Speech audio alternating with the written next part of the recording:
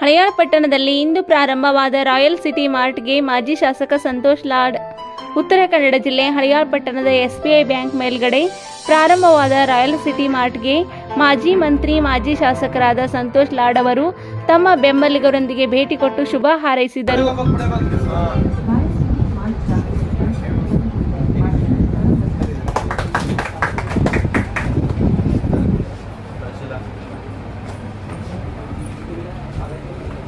ते अलावा पण तेवढंच होतं. कुठून आयडिया काढलास रे तू? मला इंजिनिअरिंग